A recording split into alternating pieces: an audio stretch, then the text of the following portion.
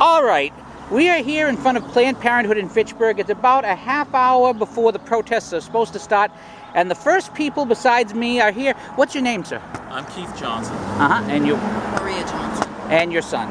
Sam. And Sam. So my son, my oldest is Sam. And so you came here to protest Planned Parenthood, and you came from Taunton, which is, it's not a short walk in the park from Taunton to Fitchburg. Not at all, no. So what brings you down here to protest Planned Parenthood? Well, number one, babies are humans from the moment of conception. Genetically, you can't tell the difference, and there's no difference from location to location, in or out of the womb. There's no difference from anyone, except that you're at a different point in life of trying to live your life and trying to grow. And so we want to defend life, and we're willing to speak up about it. And we chose this location simply because my wife's handicapped, and a place like Boston is very difficult, first of all, to find parking suitable for her, and then also to be able to maneuver her through that city. It's very difficult. So I just want people bumping into her and stuff like that, and when there's going to be crowds, because we had gone to a protest before for another thing, and for defending marriage, and that's when she could walk well, and it was completely a very crowded situation. So we used Google Earth to view the area and saw that this was a place where we could actually maneuver, and so we came here to speak out for God and for children.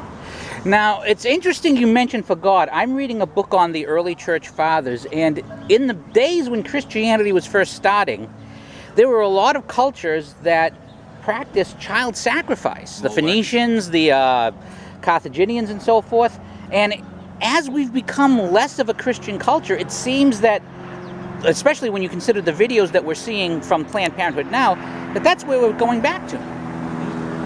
People have done this for a long time. They thought that it would encourage fertility.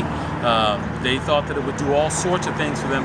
It's just different brands of selfishness. Today, the selfishness manifests as, well, it's my life. I can choose to do what I want to with my body. And it's not really your body.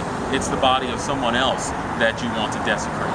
If you really were thinking it's my body and I'll do what I want with it, well, rip up your own body, suck out your own brain. But no one wants to do that. They want to do that to someone else whom they have a responsibility to.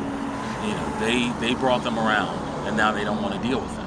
And isn't it also an abandonment of hope? Isn't it saying you cannot make it? You will not succeed as a parent. Your child will not succeed as a child. You cannot do what the generations have done before.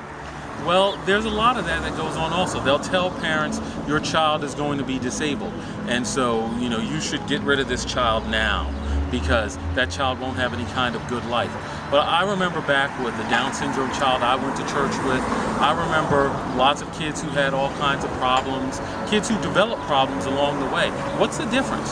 When those kids are just as good, those kids lead wonderful lives just the same, as I have, difficult lives just the same as I have.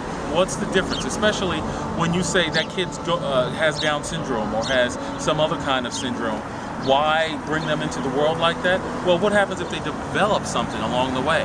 Why leave them in the world like that? If you can kill them then for being imperfect, why not kill them later? It's wrong. Wrong is wrong at any time. Absolutely. The logic is broken, and it would say that your own life isn't valuable by that same argument. Be saying that I have a debilitating disease, and that would be saying that we have no right to decide.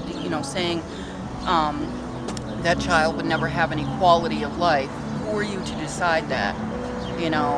As a disabled person, do I have less quality of life than some able-bodied people? Some would say yes. So do I not deserve to be here? If somebody has a different handicap than mine, that doesn't make them any less worthy of being here. We have no right to decide what someone else's quality of life will be. And doctors can be wrong about that. Yes. Doctors have been wrong about that. My oldest nephew, the doctors were wrong about him. Well, thank you so much for your time. Thank you.